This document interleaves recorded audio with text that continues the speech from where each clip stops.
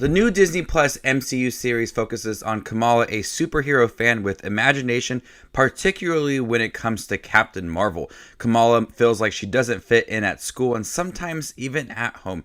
That is until she gets superpowers like the heroes she's looked up to. I watched the first 2 episodes of Miss Marvel. Should you check out this series? Let's find out.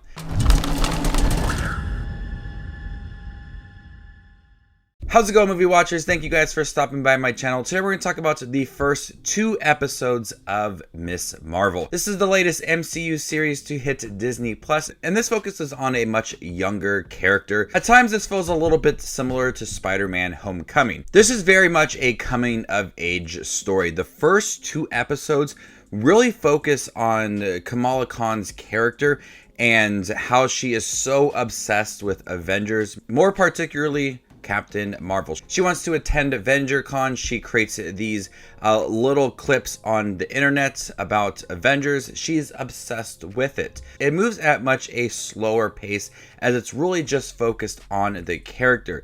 And I can see that being a problem for some people down the road, as there are only 6 episodes. And so with these first 2 episodes, you're really just establishing the character.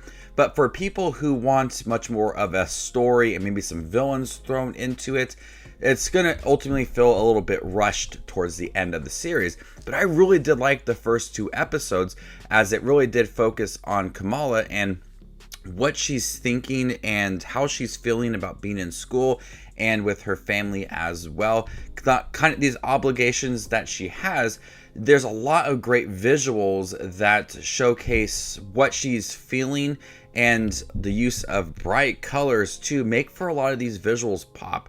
Not only do her powers look really cool as she's starting to kind of understand them, we see these little clips on the screen, these little artworks on the screen that kind of showcase what she's thinking and how she's feeling.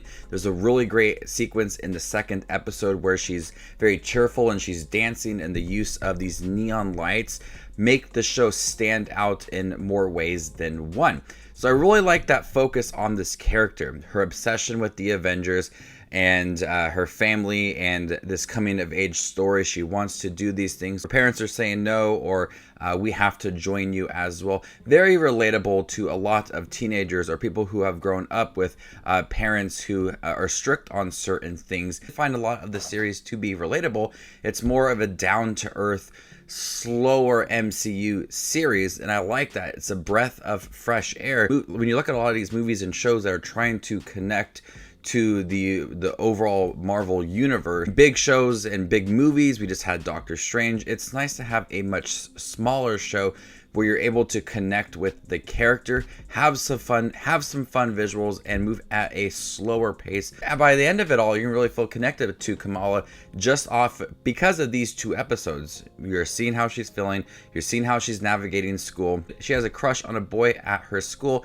It's all things that feel like it's targeting a younger demographic. There isn't a lot of action, and when we do get some action, it's her trying to understand her powers or trying to help out somebody.